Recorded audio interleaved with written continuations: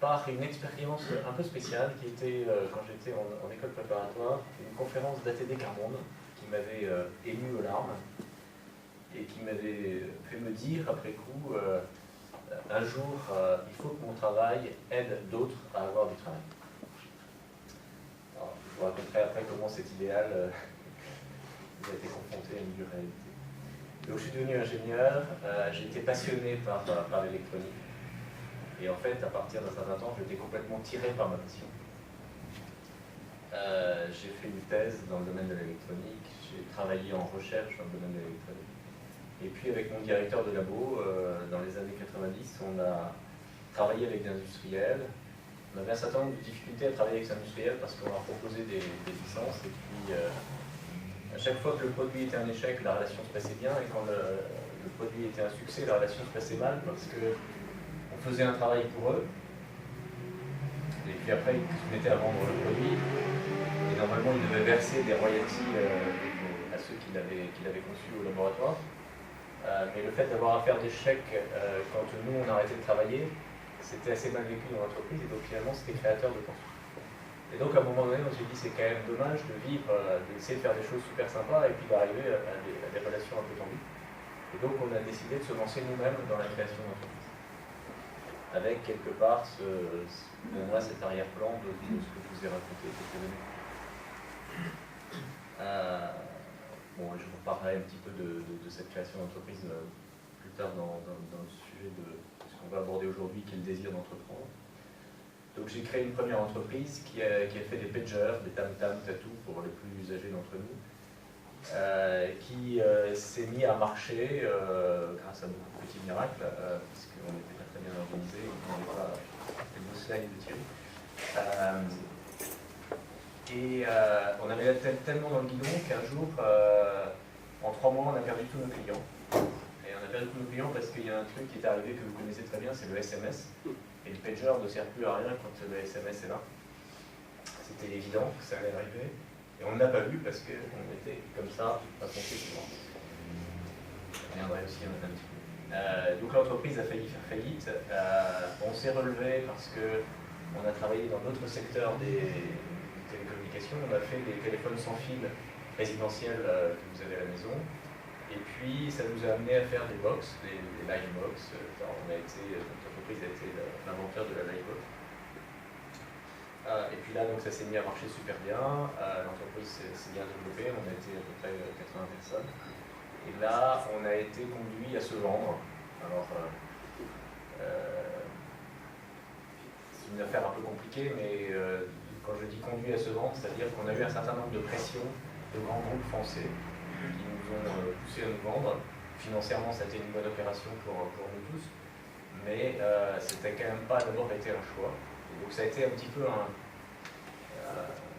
un arrachement de lâcher ce bébé sur lequel on avait travaillé jour et nuit pendant des années, dans lequel on avait eu des nuits blanches parce qu'il y a des moments où on ne savait pas comment payer les salariés, etc. Et ça a été un arrachement, et finalement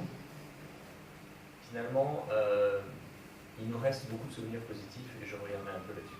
Donc, on a vendu cette entreprise, j'ai passé 2 ans et demi chez Thomson qui nous avait racheté. C'était ma première expérience dans une grande entreprise complètement malade, c'est-à-dire atone au niveau désir d'avancer. Entreprise qui est condamnée à mourir aujourd'hui. Et puis donc j'ai quitté. Pendant 6 mois, je me suis demandé ce que j'allais refaire. Je suis allé m'isoler une semaine au vert et j'ai décidé de repartir dans la création d'entreprise, parce que c'était ça qui me motivait. Et j'avais à l'époque un idéal que j'avais un peu partagé avec Thierry, qui était de dire finalement, j'aimerais bien créer une entreprise qui crée du lien social, qui soit à la fois une entreprise technologique et une entreprise qui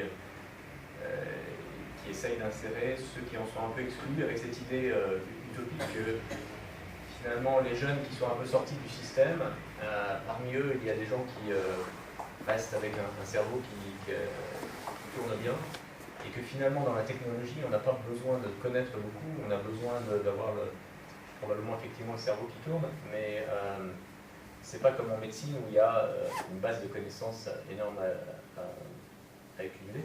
Et donc probablement c'est un bon lieu pour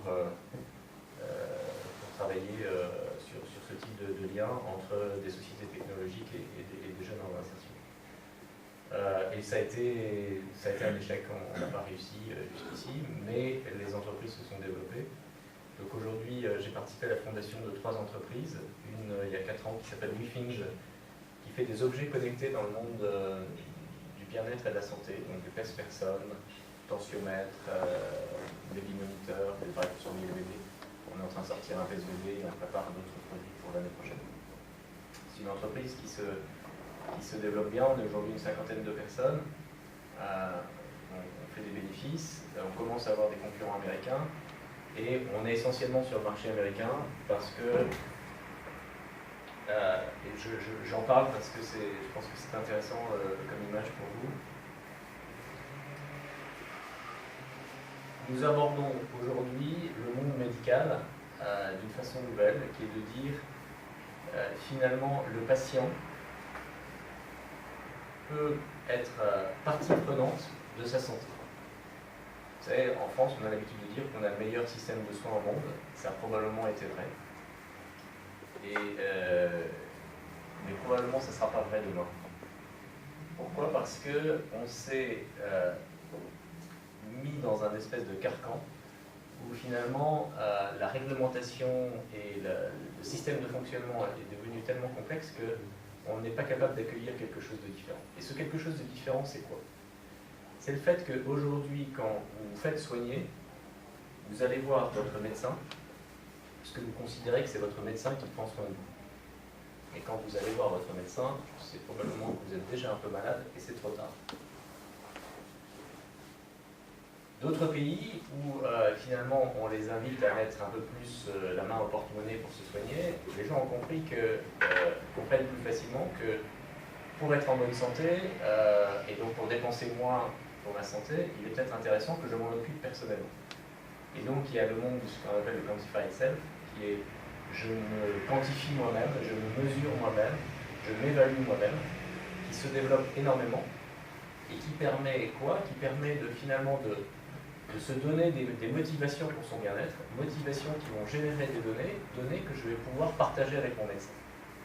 C'est-à-dire que finalement je me mets dans un mode où je vais être continuellement en relation avec mon médecin, qui va pouvoir veiller sur moi et m'alerter quand quelque chose va moins bien. C'est le premier point. Le deuxième point, c'est que... le premier point, c'est je vais avoir en permanence un certain nombre d'indicateurs qui vont me motiver. Par exemple, nous travaillons beaucoup avec le poids sur des communautés d'obèses, et les gens nous disent à partir du moment où j'ai une tendance de poids que je peux lire dans ma poche sur mon téléphone en permanence, j'arrive à prendre des micro-décisions dans ma vie qui me permettent de changer la direction de ma vie. C'est-à-dire que ce qui change ma vie, ce n'est pas la grande décision du 1er janvier, c'est une multitude de micro-décisions, et plus je prends ces micro-décisions souvent, plus je les prends facilement. Et pour les prendre, il faut que j'ai un espèce d'indicateur qui me suit au plus. Je suis capable de me changer moi-même par des micro-décisions. Le deuxième point, c'est je peux partager ces données avec mon entourage. On a fait une balance qui permet de tweeter son poids. Quand on a sorti ça, j'ai reçu un tel mail en disant attends, tu as perdu la tête, tu es complètement fou, c'est débile ton truc. Les retours que nous avons d'un certain nombre de nos clients, on a même des femmes américaines qui sont allées sur des télévisions américaines expliquer combien ça avait été bénéfique pour elles. C'est je retrouve l'intérêt de la pression sociale positive. C'est-à-dire, je partage mon poids, et je sais que pour les femmes, c'est encore plus compliqué que pour les hommes. On s'est aperçu qu'il y avait une vraie différence entre hommes et femmes sur la capacité à partager le poids. À partir du moment où je partage mon poids avec d'autres, je peux être encouragé par mes amis à suivre un certain nombre de directions, et c'est efficace.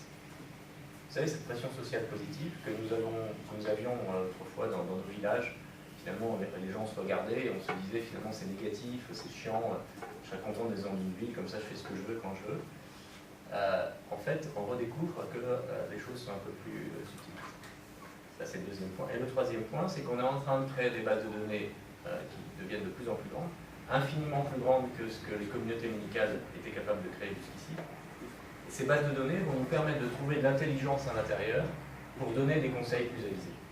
Alors pourquoi je vous parle de ça ici, qui ne parle pas vraiment du désir d'entreprendre? C'est parce que c'est un chemin auquel on est arrivé, qu'on n'imaginait absolument pas au départ. On n'y est pas arrivé tout seul, on y est arrivé avec beaucoup de sociétés américaines, et qui montre que le monde de la médecine, de la façon dont on va se soigner demain, va être radicalement changé. Radicalement changé. Par des expériences qui ont été faites de ce type, et qui établissent un nouveau type de relation entre les patients, le corps médical et les bases de données, c'est-à-dire la communauté scientifique. Juste ce point-là, donc pour dire, quelque part, nos chemins nous emmènent à des endroits où nous n'aurions pas imaginé. WeThink, c'est la première société. Sculpteo, qui essaye de rendre accessible au plus grand nombre l'impression 3D, avec derrière une utopie aussi, qui est de dire, nous sommes consommateurs, et nous avons le désir de devenir créateurs, mais à chaque fois qu'on essaye de se mettre avec un bloc d'argile ou avec un pinceau sur une feuille blanche et qu'on essaye de dessiner, eh ben, c'est pas terrible, on est un peu déçu de ce qu'on fait parce qu'on n'a aucune capacité à créer. Et puis, on pourrait aller suivre un cours de peinture ou suivre un cours, mais finalement, on ne prend pas le temps de le faire. Et donc, quels sont les moyens qu'on pourrait donner pour devenir co-créateur, c'est-à-dire apprendre petit à petit, à partir d'objets qui ont été dessinés par des designers, à les modifier, à les modeler, et à acquérir de plus en plus de compétences pour participer à la matière des objets qui nous entourent. Donc là, c'est une société qui perd encore beaucoup d'argent, sur lesquelles on est en train d'essayer de lever de l'argent auprès d'investisseurs. On est une douzaine de personnes, et dans laquelle il y a, j'entendais tout à l'heure, je crois que c'était vous qui essayiez de créer des entreprises dans une vallée. Donc on a voulu créer un atelier. C'était on a essayé de créer une entreprise, un atelier de production dans une vallée des Pyrénées. Et je ne vous raconte pas les galères que c'est. Donc on a été super encouragés au départ. Et on a des trucs vraiment tout bêtes, qui est la poste là-bas ça marche pas. Les systèmes DHL, UPS, ils ont du mal à passer tous les jours. Et on envoie à peu près le tiers de nos colis aux États-Unis, qui doivent arriver en 24 heures aux États-Unis, et en général, ça met 24 heures pour aller de Haro, qui est la petite ville dans laquelle c'est, à Toulouse. Et après, ça met Toulouse, États-Unis, ça met 24 heures, mais les premiers kilomètres sont très vite. Et on est confronté à ce genre de difficultés, on est confronté à On est dans un département dans lequel il y a un taux de chômage absolument énorme, et on n'arrive pas à embaucher. On est confronté donc à un certain nombre de contradictions comme ça, qui sont parfois désespérantes. C'est-à-dire que moi j'ai des associés qui me disent pourquoi tu nous as emmenés dans cette galère de cet atelier, dans ce lieu-là. Finalement, il n'y a personne localement qui a vraiment envie que ça marche. Pourquoi je vous raconte ça? Parce que il y a aussi une transformation à faire. Cette transformation, c'est ben oui, il y a des lieux où ça ne va pas, mais en fait, il n'y a pas forcément grand monde qui a envie que ça aille bien non plus. Et donc, comment on fait en sorte que ce désir que ça aille bien se mette en marche? C'est un vrai problème, et ça nécessite qu'il y ait des gens qui souffrent pendant de nombreuses années pour que ça bouge. Et ces gens-là, il faut les encourager. Troisième société, Invoxia, c'est un truc plus classique, je reviens à mes anciens métiers de télécom, on essaye de faire des téléphones de bureau en travaillant beaucoup sur la qualité du son, etc. C'est une entreprise qui n'est pas non plus à l'équilibre, qui dit une dizaine de personnes. Donc voilà un petit peu mon parcours professionnel. Je vis dans le 92, j'ai 3 enfants qui devraient quitter la maison maintenant. Voilà. Alors, ce que je voulais vous partager ce soir, c'est ça tient à peu près en 5 points. Mais en introduction, donc avant ces 5 points, je voudrais vous citer une citation de Steve Jobs, qui est une conférence qu'il a fait aux élèves de Stanford en 2005. Vous savez, Steve Jobs a eu un cancer Il a cru qu'il allait mourir, puis après il a cru qu'il s'était guéri, et c'était dans cette période-là. Et cette conférence, vous pouvez la regarder sur internet, elle est traduite en français. Steve Jobs parlait très très rarement de lui. Très très rarement. Et donc il a dit quelque chose que je trouve assez beau sur finalement le désir. Il dit « Ayez le courage de suivre votre cœur et votre intuition. L'un et l'autre savent ce que vous voulez devenir, le reste est secondaire. » Et il concluait par « Soyez insatiables, soyez fous. » Alors, quel est le rapport avec entreprendre, qui est le sujet dont je voulais vous parler aujourd'hui? C'est que je crois qu'il faut entreprendre si on en a le désir, point barre. Et il faut apprendre à faire la différence entre le désir et l'envie. Le désir, c'est ce qui vient du fond. L'envie, c'est l'éclair au chocolat qu'on a envie d'acheter quand on le voit dans les vitrines. C'est-à-dire que le désir, ça nécessite de prendre un peu de temps pour éliminer le bruit autour et d'aller regarder.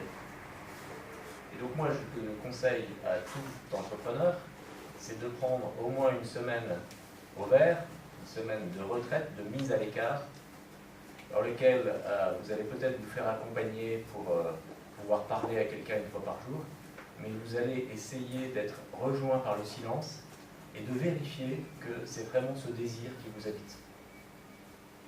C'est vraiment important, parce qu'après vous allez vivre des galères, et il est important de se raccrocher à un milestone, à une pierre, à quelque chose de solide qui est, à un moment donné, j'ai vraiment vérifié mon désir et je sais que j'ai envie d'y aller.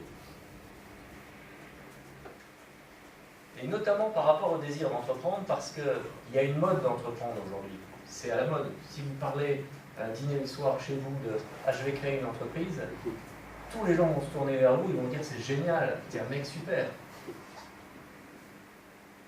C'est bien vu d'entreprendre aujourd'hui. Et donc c'est un risque. C'est un risque parce que c'est pas je veux dire, il y a plein d'autres vies, plein d'autres moyens de s'accomplir. Donc, vérifions, par exemple, que je n'ai pas envie d'entreprendre uniquement parce que c'est bien vu. Et encore moins parce que je pense que je vais pouvoir gagner beaucoup d'argent. Et peut-être dans votre cas, aussi parce que je suis convaincu que je vais rendre service aux autres. Il ne faut pas le dire trop vite.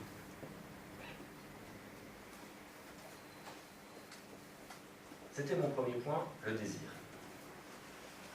Le deuxième point, qui n'a rien à voir, c'est si vous entreprenez, il faut être prêt à apprendre beaucoup de métiers. Alors,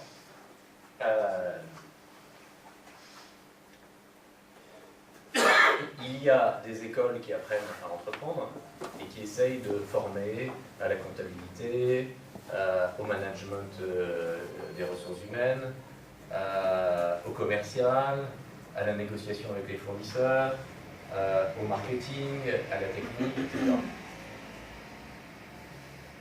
Je pense que c'est très bien.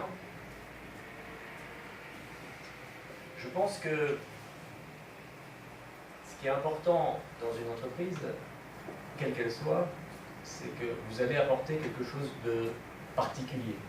On disait tout à l'heure que vous allez rendre un service. Je me méfie un petit peu du truc que je me lève le matin, j'ai toujours travaillé dans l'électronique et j'ai envie d'aller créer un hôpital.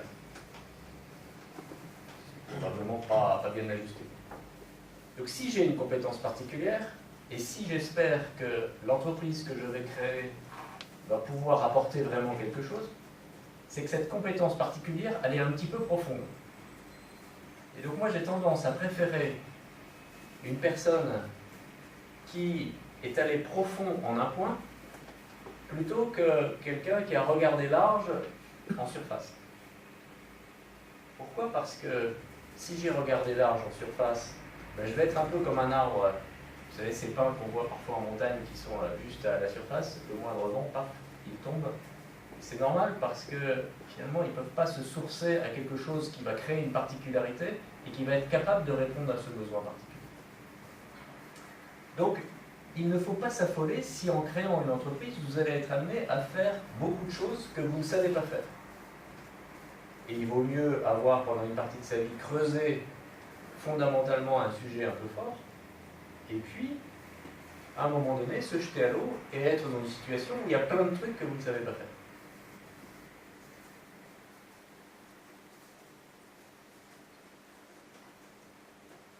Donc la difficulté quand on entreprend, c'est que vous allez être rejoint par tout ça. Vous allez être rejoint par l'expert comptable qui dit il faudrait que la comptabilité soit un peu d'aplomb. Vous allez être rejoint par le fait de la nécessité d'avoir une activité commerciale, de trouver des clients. Alors peut-être que dans votre activité c'est un petit peu différent. Il va falloir faire le ménage, il va falloir s'occuper de la fabrication, il va savoir s'occuper du marketing, du discours qu'on va passer aux clients. Et finalement, tout ça va prendre la grosse partie du temps. Et ce que je sais faire, je vais le faire en dernier, quand la journée est déjà finie,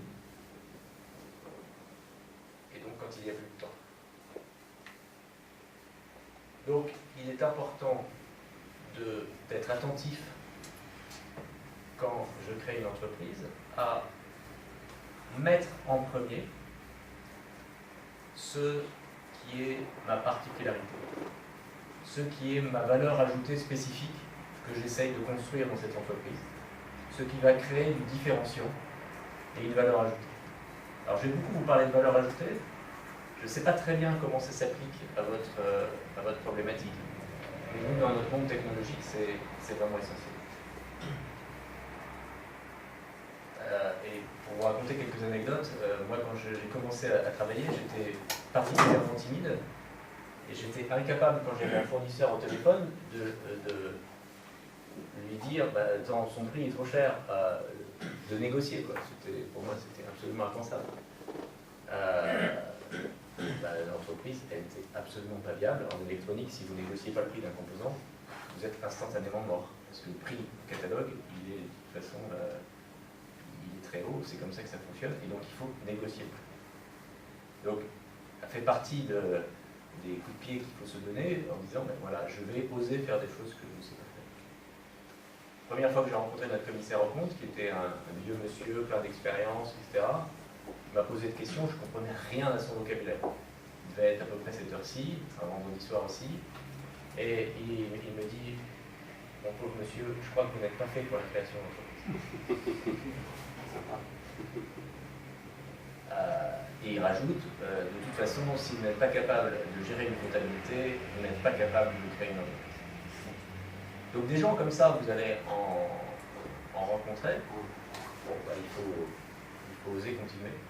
Mais vous allez rencontrer aussi, et de plus en plus, de gens qui vont être prêts à vous aider positivement. Dans ce pays, depuis 20 ans, il y a eu un vrai retournement. Il y a eu un vrai retournement sur le regard que l'on a sur celui qui entreprend, qui est beaucoup plus positif, et sur la capacité de se faire aider avec de bons conseils. Donc ça, c'est un point positif. Mais c'est un point qui parfois est trop positif. C'est-à-dire qu'il y a aujourd'hui pléthore d'organismes qui sont prêts à vous donner un coup de main pour vous aider à la formalité, vous aider à ceci, vous aider à cela, vous aider à obtenir une subvention. Et si vous commencez à les voir tous, vous êtes juste noyés. Donc on a un petit peu de ménage à faire là-dedans. Mais juste pour vous dire que on peut être aidé aujourd'hui. Il n'y a pas que des gens qui vous mettront des bâtons dans les roues. Donc c'était mon deuxième point, être prêt à apprendre beaucoup de métiers. Troisième point, que j'ai déjà un peu exprimé, c'est les deux gros cailloux. Mais là, ils ne sont probablement pas très bien adaptés à vous. Les deux gros cailloux pour nous, c'est la valeur ajoutée et la capacité à la partager. Alors, qu'est-ce que c'est ça ? On considère que pour participer à l'avancée du monde, puisque finalement c'est ce qui nous anime, c'est pas de faire du fric quand on crée une entreprise, c'est de participer au fait que le monde qu'on va construire demain sera meilleur. Et on est tous animés de ça. Ça veut dire qu'on espère amener quelque chose de positif, même si tous les jours, à tous les moments, on ne pense pas à la façon dont ce qu'on est en train d'amener va être positif. Ce quelque chose de positif, il faut d'une part qu'il existe, qu'il soit travaillé, qu'il soit affiné, qu'il soit vraiment positif? Quelle est l'expérience qui fait que vous achetez tel ordinateur plutôt que tel autre ou tel téléphone plutôt que tel autre? C'est intéressant de regarder la façon dont vous vous positionnez par rapport à cet acte d'achat. Si vous créez une entreprise de services social demain, c'est intéressant de se poser exactement la même question. Comment la personne qui va profiter de mon service, tirer profit de mon service, va recevoir quelque chose qui est affiné, qui est travaillé, qui lui apporte quelque chose de positif.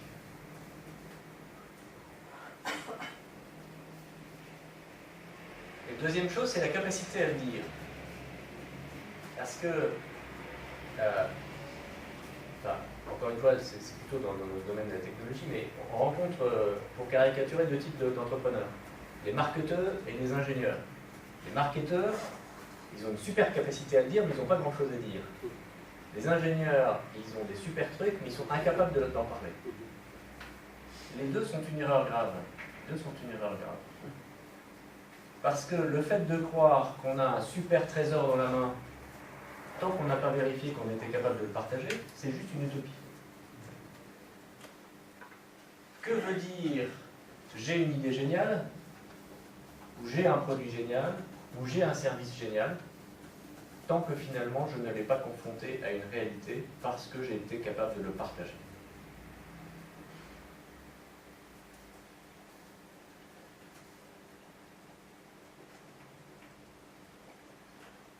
Alors, cette valeur ajoutée et cette façon de dire, elles ne sont pas forcément des choses compliquées. C'est souvent des choses très simples. Le produit qu'on estime, dans ma précédente entreprise, avoir fait le mieux, c'est un produit qu'on a vendu à l'opérateur anglais British Telecom, qui était un produit qui faisait de la DSL sans fil et de la téléphonie sans fil. Donc un peu ce que fait une Freebox aujourd'hui. Et à l'époque, on l'a fait en disant, il n'y a que deux fils, il y a le fil secteur et le fil téléphone, tu les branches, ça marche. On a fait ça en opposition totale par rapport à l'esprit de l'époque qui était la DSL, disons l'Internet plus la téléphonie, ça s'appelle du double play, c'est rien. Ce qu'il nous faut, c'est du quintuple play. Donc j'ai la télévision en plus, j'ai la capacité de raccorder mon GSM dessus, j'ai la capacité de ceci, j'ai la capacité de cela. Et nous, on a dit non. Ce dont ont besoin vos clients, c'est de quelque chose de simple. Et donc, comment on travaillait British Telecom? Ils faisaient des appels d'offres, on répondait à l'appel d'offres.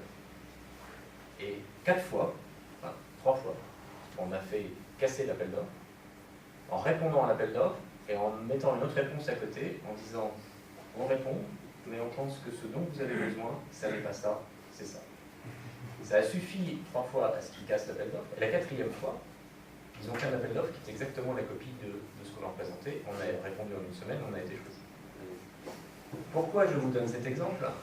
Parce que il y a là-dedans quelque chose de fondamental sur la relation entre vous, proposition, et votre client. Quand je suis arrivé chez Thomson, je me suis battu avec les commerciaux qui disaient nous, notre boulot, c'est de bien répondre aux appels d'offres.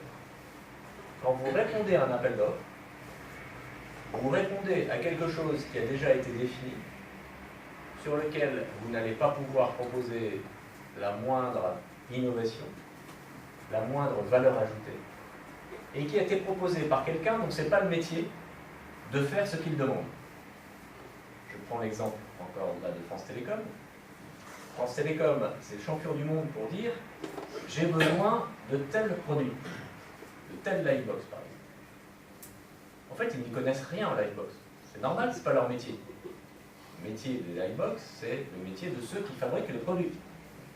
Jour et nuit, ils pensent qu'à ça, et ils sont capables de vous proposer la meilleure Livebox. France Télécom, son métier, c'est de vendre du service d'opérateur à ses clients. Et donc, quelle est l'erreur là-dedans? L'erreur, c'est que le client considère qu'il sait tout, et qu'il est capable de dire à son fournisseur, je sais ce dont tu as besoin. ben là, il y a un problème. Il y a un problème. Et je pense que dans le slide de Thierry, il y a un certain nombre d'endroits où ce problème peut exister dans le milieu social. C'est que finalement, l'équipe qui est capable d'apporter la valeur ajoutée, elle ne peut pas s'exprimer parce qu'elle rentre dans un cahier des charges qui a été fourni par quelqu'un d'autre qui n'a pas forcément la compétence par rapport à ce que vous, équipe, vous savez faire. Donc il est important de ne pas se décourager là-dessus. Alors on est obligé de composer, parce que si vous dites je ne réponds pas à ton appel d'offres parce qu'il est complètement con, oui, ok, merci monsieur, au revoir, pas de problème. Mais vous voyez que le plus gros marché qu'on a jamais signé, avec British Telecom, où on a pris 95% du marché anglais, c'était en abordant des sujets comme ça. Et British Telecom a été très heureux, et nous aussi on a été très heureux. Donc, tout ça pour dire que, l'innovation là-dedans, c'était finalement une contre-innovation. On allait à l'encontre du discours ambiant qui était qu'il fallait en rajouter plein. On disait non, il faut faire moins, plus simplement pour que l'utilisateur comprenne ce qu'on lui propose, que soit ça simple et qu'il soit heureux. Et deuxièmement, on est allé à l'encontre de l'appel d'offres du client pour lui expliquer qu'on avait une valeur autre à lui apporter. Cette valeur, c'était de la simplicité. Et cette simplicité, ben, ça a pris du temps à la faire passer, mais c'était un vrai différenciant. Dernier point là-dessus, c'est que la valeur ajoutée que vous allez pouvoir apporter, ben, au moment où vous créez l'entreprise, vous allez avoir une idée sur cette valeur ajoutée. Mais probablement qu'en chemin, vous allez découvrir qu'elle était complètement fausse et que la vraie idée, elle est ailleurs. Je prends l'exemple du PES Person qu'on a fait. Le PES Person, je vous ai déjà expliqué les 3 avantages que nous renvoient nos clients comme apport au PES Person connecté. C'est-à-dire, finalement, vous vous pesez, le poids arrive sur nos serveurs, et puis vous avez une application dans votre smartphone qui vous permet d'avoir votre courbe de poids. Et ces données, elles peuvent être partagées avec qui vous voulez, elles peuvent être partagées avec plein d'autres applications. Ces avantages que je vous ai décrits, on en avait zéro idée quand on a commencé. Zéro.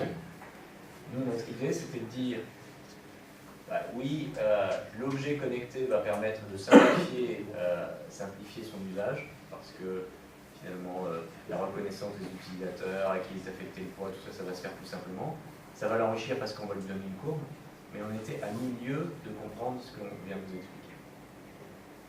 Quand on a commencé à essayer de le vendre, on avait visé 3 cibles, les possesseurs d'iPhone, ça a à peu près marché, les super sportifs, ça a à peu près marché, et les femmes entre 25 et 45 ans. Et on a mis la plus grosse partie de notre budget de promotion dans les magazines féminins 25-45 ans. Ça a été un fiasco total. Parce que, encore une fois, quand tu dis à une femme, super, tu vas avoir une balance connectée à Internet, ton corps va se balader sur Internet, ça jette un petit peu. Donc on s'y est pris comme des manches, mais tout ça, et ce qu'on observe aujourd'hui, c'est qu'une fois que les balances sont rentrées dans les foyers, 6 mois après, toutes les femmes les utilisent, et ce sont même les plus ardentes utilisatrices de base. Mais ce que je veux dire par là, c'est que c'est en chemin qu'on a compris comment il fallait faire, et c'est en chemin qu'on a compris quelle était la vraie valeur ajoutée qui était créée. Et aujourd'hui, nous sommes une société de bien-être et de santé. Un tensiomètre, c'est un produit qui a des qualifications médicales, etc. Au départ, notre idée, c'était de faire des produits connectés, à la fois dans le domaine du bien-être et dans le domaine de l'économie d'énergie. L'économie d'énergie, on a arrêté. Et on avait zéro idée sur le fait que le domaine de santé et du bien-être connecté allait être un marché super porteur. Le fait que tous les Apple Store du monde, que toutes les Fnac du monde allaient créer des corners dans leurs magasins pour exposer ce type de produit, on en avait zéro idée. Ça s'est fait en chemin. Si nous avions attendu d'avoir les idées claires sur comment ce marché allait se développer, on aurait juste attendu qu'il y ait des concurrents qui prennent la place. Donc, je crois que dans toutes les expériences, on se découvre que c'est en marchant que les choses s'affinent, mais qu'il faut rester attentif à ces 2 gros cailloux que sont la valeur ajoutée et la capacité à oublier. 4e point, soyez simple et persévérant. Vous voulez entreprendre, je crois que le projet il doit tenir en 5 lignes, au maximum une demi-page. Il faut se méfier des projets où vous avez besoin de 20 slides pour expliquer ce que vous essayez de faire. Se méfier des projets où quand vous le racontez à un ami qui n'y connaît rien et que vous lui demandez à la fin ce que tu as compris, il prend un air un peu confondu en disant « tu sais, moi, ces trucs-là, je n'y connais rien ». C'est mort. Et même dans des domaines technologiques, c'est-à-dire que quel que soit le domaine, vous devez affiner la chose pour réussir à la mettre en 5 lignes. Si vous n'y arrivez pas en 5 lignes, ça veut dire que c'est pas prêt. Il y a toujours cette idée de je dois creuser un sillon quelque part pour devenir un expert dans ce quelque part, plutôt que de faire le truc qui va révolutionner la totalité du monde et l'organisation du monde et le bien-être de toute la planète. Non, je vais apporter un petit quelque chose quelque part, mais ce petit quelque chose, il est super bien identifié. Donc, avant d'être un manager, je suis un expert, on en a déjà parlé. C'est une des grosses difficultés qui nuit aux entreprises françaises aujourd'hui. L'entreprise française aujourd'hui, elle privilégie le manager à l'expert. Pourquoi, dans le domaine de la technologie, Alcatel, Thomson, Orange sont des entreprises qui vont terminer dans le mur? C'est parce que ça fait 10 ans que les gens qui sont à la tête ne comprennent rien, mais rien, au métier que font leurs entreprises. Il n'y a aucun PDG de ces boîtes depuis 15 ans qui n'est capable de faire la démonstration d'un service ou d'un produit que fait la société. Et ça, c'est dramatique. Si vous regardez pourquoi Google fonctionne, pourquoi Apple fonctionne, parce que vous regarderez que toutes les keynotes, tous les exposés de ces sociétés, ils sont faits par les patrons des entreprises. Et en quoi c'est essentiel? C'est essentiel parce que, d'abord, pour motiver les troupes en interne.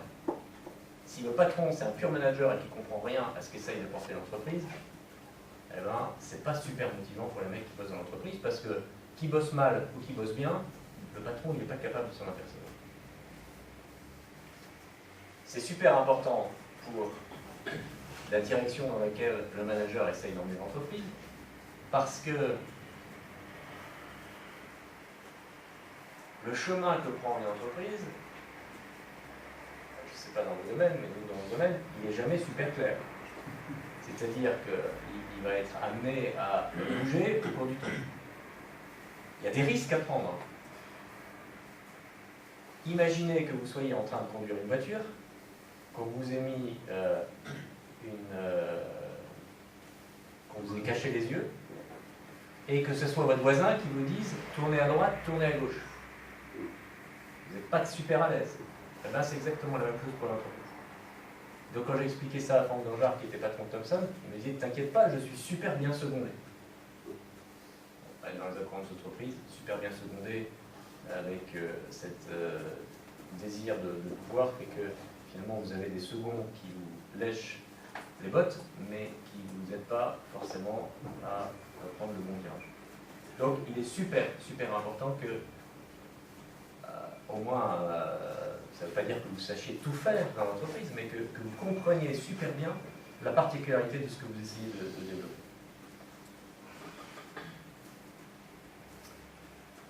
Cinquième et dernier point, il y a ce qui dépend de vous et la chance. C'est pas la peine de se rendre malade si on s'est planté. Pour qu'une entreprise marche, c'est comme un surfeur. Il faut que vous soyez là avant la vague, que vous soyez prêt, que vous soyez compétent, que vous sachiez faire du surf, mais il faut aussi que la vague arrive. Parfois la vague n'arrive pas, parfois elle arrive ailleurs. Ça, c'est pas de votre contrôle, vous ne contrôlez pas les vagues. Derrière ça, il y a aussi le fait que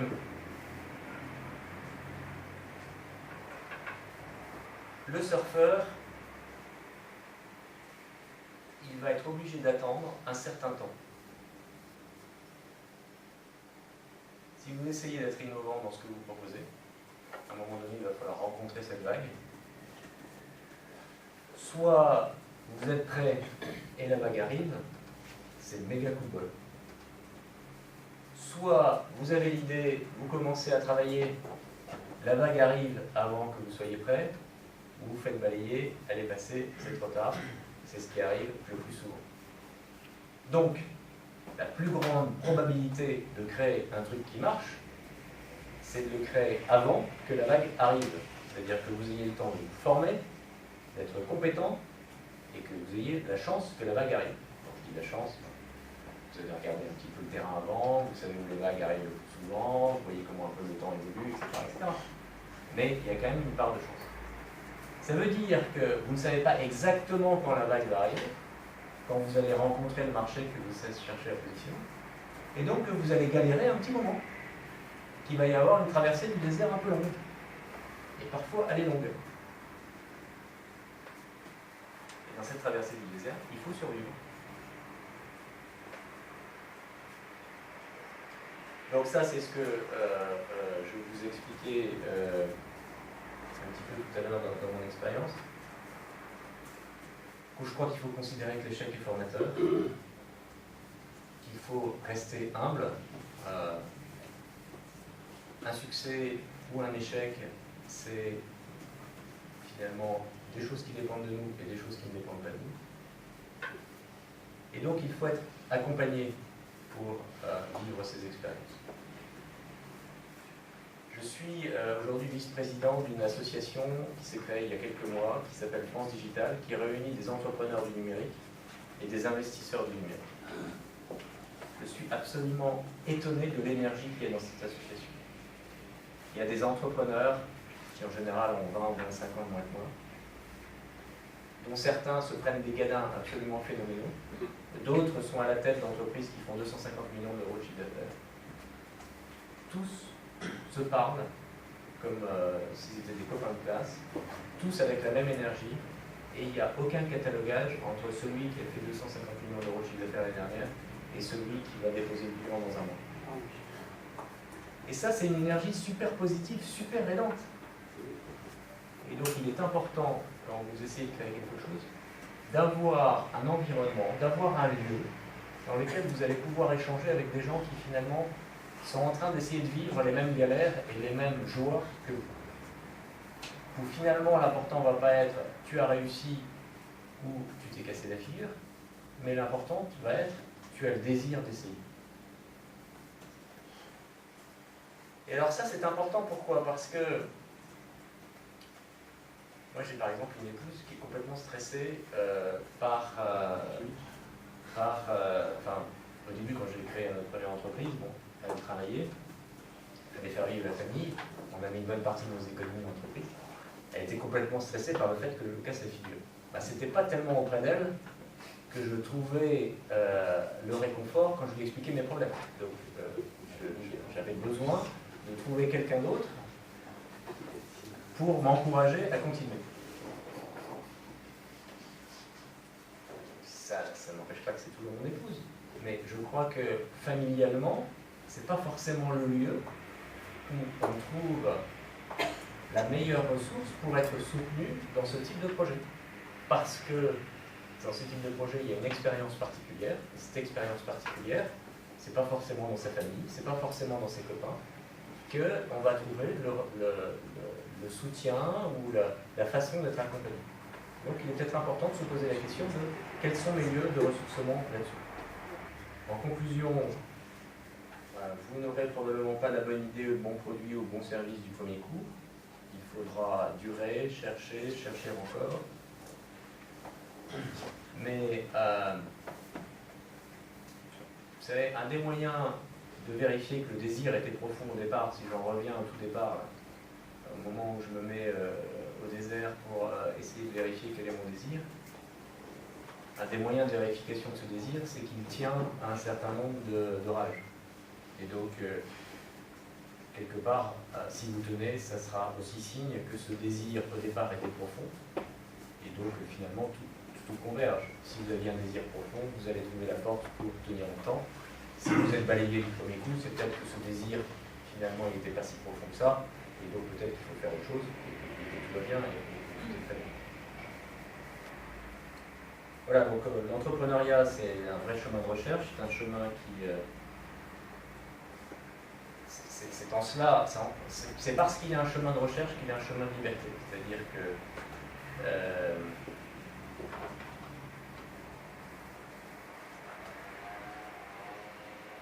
ce qui finalement nous donne cette impression de grandir un petit peu en liberté, c'est qu'on est emmené à un certain nombre d'endroits où on ne pensait pas être amené à aller. C'est finalement le contraire de l'image qu'on a de la liberté, c'est je vais où je veux. Non, là je vais être emmené à d'autres endroits, et à travers ça, je m'aperçois que j'apprends à me dépouiller d'un certain nombre de trucs, et que finalement, c'est probablement un chemin de liberté, donc un chemin passionnant. Donc, avant d'aborder quelques autres points que j'ai notés qui me semblent plus spécifiques à votre problématique, on va terminer sur, donc, répondez surtout par vous-même à la question de ce que vous désirez. Il y a des succès et des échecs, mais au fond, l'important n'est pas là. L'important, c'est l'aventure vécue. Et je dois terminer parce que j'ai vécu en vendant cette première entreprise. Donc, on a vendu, comme je vous le disais, cette première entreprise à Thomson. On avait vraiment formé une super équipe. On a traversé des moments très durs. Il y a vraiment des nuits où on dormait mal parce qu'on ne savait pas comment payer les salaires. Et le plus stressant dans une entreprise, c'est de ne pas savoir comment vous allez payer les salaires. Tout le reste, c'est des petits problèmes.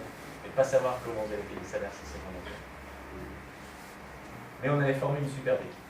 Et cette équipe a décidé ensemble, on s'est réunis au moment quand on avait commencé la négociation de la vente, ensemble, on a décidé avec une humanité une unanimité, qui pour moi était très émouvante, que c'était notre chemin, que voilà, cette entreprise allait dans Thomson.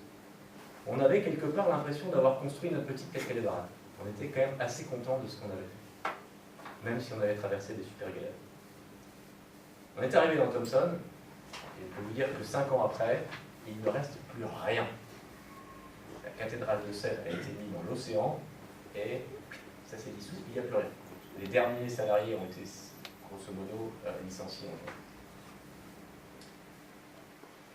Donc on pourrait se dire, finalement c'est triste, c'est un super échec, on a essayé de construire un truc, on avait fait une équipe qui était super compétente dans ce monde des télécoms, et aujourd'hui il n'en reste plus rien. Eh bien on se retrouve, à chaque fois qu'il y a quelqu'un de l'équipe, de ces 80 personnes qui changent de boulot, on se retrouve pour boire une bière, place de la Contrescarpe, parce que notre local était près de la rue qu'on a fait. Les gens sont éparpillés dans X entreprises différentes. On a toujours plaisir à se retrouver, et ce qui me frappe énormément, c'est que ce qu'il reste, ce n'est pas le succès ou l'échec de l'entreprise elle-même. Ce qui reste, c'est l'aventure vécue ensemble. Point barre. Le reste, il n'a aucune importance. Et ça me semble important parce que finalement, ça relativise beaucoup nos succès et nos échecs. Ce qui est important, c'est que je vive quelque chose, une expérience humaine qui soit quelque part, qui va me modeler. Et on rejoint un peu ce qu'on disait tout à l'heure. L'équipe doit être quelque part première. C'est compliqué de constituer une équipe. C'est compliqué parce que vous savez ce que c'est quand on fait rentrer un certain nombre de salariés. Voilà, les gens ne sont pas exactement comme on voudrait qu'ils soient. On n'adhère pas forcément au projet. Il y a des conflits, etc. Il y a des échecs, etc. On est obligé de se tenir à une certaine exigence. C'est compliqué. Mais quand on y arrive, c'est vraiment extraordinaire. Alors, quels sont les quelques points que je voulais rajouter s'il me reste quelques minutes?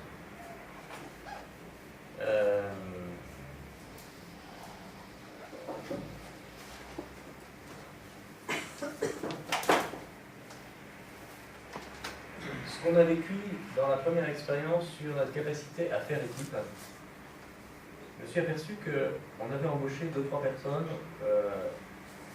qu'on n'aurait absolument pas embauché s'il n'y a pas quelqu'un qui était venu nous dire écoute, là mon fils, il n'arrive pas à se lever le matin, il ne faut rien, il a arrêté les études à 16 ans, j'en ai marre de voir à la maison, est-ce que tu peux pas le prendre dans l'entreprise? Je suis prêt à te reverser son salaire si tu veux, par derrière, mais je voudrais qu'il se lève le matin. Donc on l'a pris. Et il fait partie des derniers salariés encore qui sont chez Thomson. Et les gens râlaient en disant il faut en permanence lui donner un coup de pied aux fesses pour qu'il fasse ce qu'on lui dit de faire. En permanence, il faut lui rappeler tous les matins tu arrives à 9h et tu n'arrives pas à 10h, etc. Mais je me suis aperçu que cette personne a participé énormément à la formation de l'esprit de l'équipe de l'entreprise. Pourquoi? Parce qu'elle a donné sens à ce que nous faisions dans cette entreprise. C'est-à-dire que, et c'est là où on parlait tout à l'heure des murs invisibles que l'on crée entre nous. C'est-à dire que, vous savez, ce quoi dont on crève, nous, dans nos entreprises technologiques, avec des ingénieurs super compétents, des mecs super bons, qui n'ont pas de problème de santé, qui n'ont pas de problème de ceci, qui n'ont pas de problème de cela, qui sont super bien payés, on crève de trouver un sens à ce qu'on fait. On en crève. Et donc, on a besoin de se dire, la société qui est en train de se constituer, elle ne se constitue pas avec des super experts qui effectivement sont créateurs de valeur ajoutée. Et aujourd'hui, dans France Digital, j'étais à midi à une réunion au MEDEF où on se bat contre le projet de loi fiscale du gouvernement en ce moment, en disant laissez vivre les startups technologiques qui créent de la valeur demain, c'est ça qui crée de la valeur pour la société française. Oui, c'est ça qui crée de la valeur financière, probablement, c'est vrai. On en a besoin. Il faut surtout les aider. Mais ces entreprises ne vivront que parce qu'elles ont l'impression de participer au lien global de la société. Et donc là, il faut que nous soyons inventifs. Il faut que nous soyons inventifs à ne pas uniquement créer des entreprises d'insertion sociale, à ne pas créer uniquement des entreprises pour les handicapés, mais à imaginer comment, nous, demain, on sera capable de faire des entreprises où finalement la circulation sera beaucoup plus importante. Alors je dis ça, mais je me suis en permanence cassé la figure sur ces sujets. On s'était rencontré avec Thierry il y a 2 ans parce qu'on avait ce projet de former des jeunes qui avaient été exclus du système scolaire.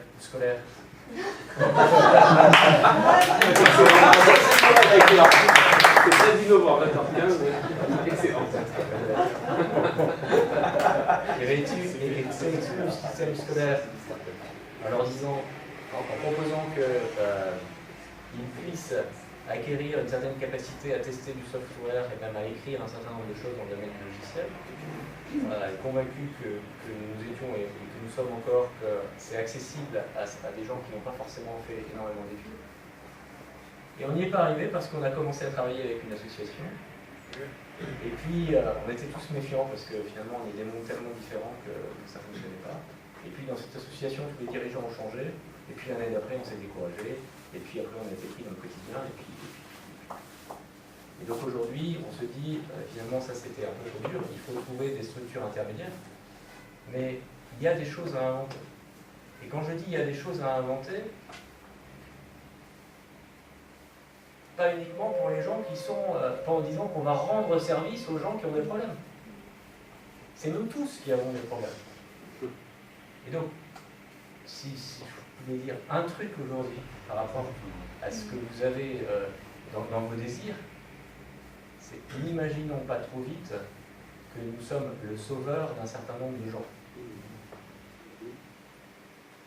Nous sommes des êtres de désir qui ont envie de faire un chemin.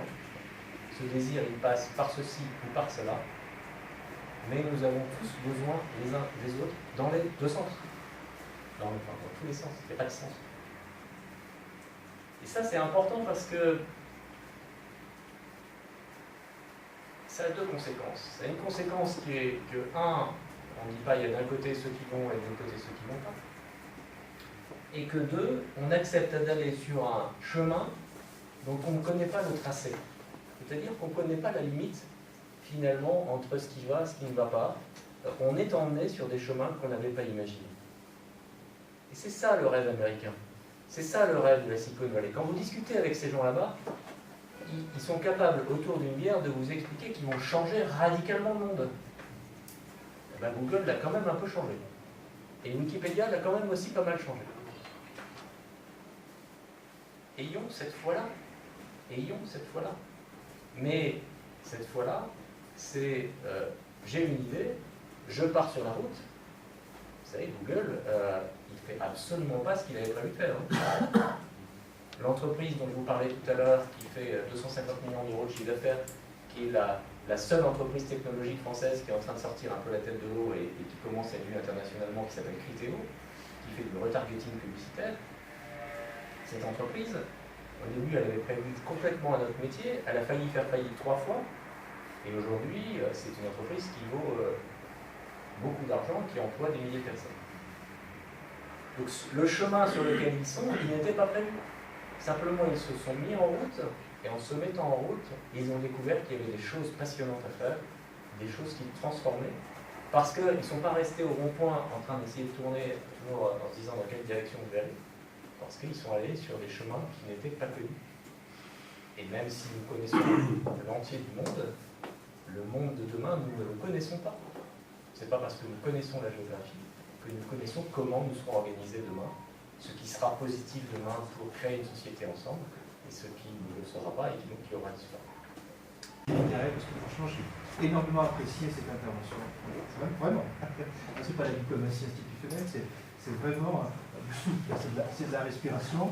Et ça, vraiment, je crois que c'est important dans l'époque dans laquelle on est aujourd'hui, où les gens doutent, on se pose plein de questions, d'entendre des paroles comme ça, parce qu'elles sont plus positives, elles construisent. Alors j'ai entendu récemment quelqu'un qui, lors d'une réunion, disait la chose suivante, disait que si on voulait, dans tous les cas, il fallait viser la Lune, parce que si on se plantait d'objectif, au moins on aurait les étoiles. D'accord. Et je me suis dit qu'il y avait les étoiles, là, donc c'est pas mal. Mais moi, il y a quelques mots-clés qui me sont revenus et qui m'ont frappé. Vous avez parlé de désert. Et c'est vrai que lorsqu'on doit aller dans l'action, partir dans le désert, s'arrêter, alors qu'on court tout le temps, c'est fondamental. Et les grands mystiques, ils ont tous été au désert pour faire des choses, ou les grands artistes, ou même les responsables politiques. Il y a le désert, et le désert, il est indispensable pour démarrer. Alors, vous nous parlez de désert. Là, j'ai trouvé ces données. Ensuite, j'ai une autre phrase qui était sur il faut écouter la voix de son cœur. Et c'est vrai qu'aujourd'hui, dans l'entreprise, c'est rare qu'on dise écouter le désir profond, ou l'envie, je ne sais pas moi j'ai entre les deux, écouter la voix du cœur et foncer. Et c'est vrai que nous, sur l'histoire de Montpellier, d'un projet à Montpellier, je reçois aujourd'hui le responsable de Coetis, qui est l'école d'entrepreneuriat social de Montpellier. C'est vrai que quand on regarde dans le management les choix qu'on a fait stratégiques, en se posant la question comment on paye les salariés à la fin du mois, après je dis c'est des questions qu'on a tous, c'était vraiment le désir du cœur. Et c'est vrai que quand il y a le désir du cœur qui nous met en route, il y a quelque chose qui se passe, qui peut faire. Ce qui ne veut pas dire qu'on ne peut pas se planter, ça ne veut pas dire aussi qu'il n'y a pas de difficulté. Et sur l'envie et sur le désir, moi je parle de l'envie profonde, c'est vrai dans la formation qu'on a montée ici, aujourd'hui sur ces dirigeants ou des experts, on verra bien ce que l'avenir donnera du titre en tant que tel, mais c'est vraiment quelque chose qui est parti de nous-mêmes profondément. C'est pas un truc comme ça. Il y a plus de 10 ans dans cette salle, on avait Frédéric Timbergen qui était délégué interministériel à l'économie sociale et solidaire, délégation qui a été supprimée par les gouvernements, il y a plus de 10 ans. Enfin, et on se rassemblait, on était une quarantaine d'acteurs, du sud de Haute-Seine d'ailleurs, et c'est vrai qu'il y avait ce désir que cette formation existe. Et donc je crois que si on écoute le désir du cœur, il y a quelque chose de profond, il y a des choses qui avancent. Et c'est vrai aussi qu'il faut qu'on accepte, alors vous parliez qu'aujourd'hui on disait que c'était bien les entrepreneurs, c'est vrai, enfin, à condition qu'ils ne réussissent pas trop, parce que dans une société où celui il faut entreprendre, alors les entrepreneurs qui réussissent, c'est pas bien. Bon, c'est une petite chose à dire aussi, mais c'est vrai qu'on peut échouer, et c'est vrai que ce qui est extraordinaire, c'est le vivre ensemble, c'est le faire ensemble. J'ai aimé aussi l'image d'une cathédrale de sel qui va dans la mer. Par contre, pour la vague, je crois qu'il faut être prêt. Aujourd'hui, il se passe quelque chose en termes d'économie sociale, de gouvernance sociale, solidaire, parce que la société est en train de changer, et ben, il y a quand même des hommes et des femmes qui sont prêts. Je crois qu'il y a quelque chose qui se prépare dessus, et c'est vrai qu'il ne faut pas qu'on ait la culture de la réussite pour la réussite. Et ça, vous avez une perspective en entrepreneur en tant que tel. Et moi, je trouve que ça donne vraiment envie d'entreprendre, envie de faire sens, envie d'avancer.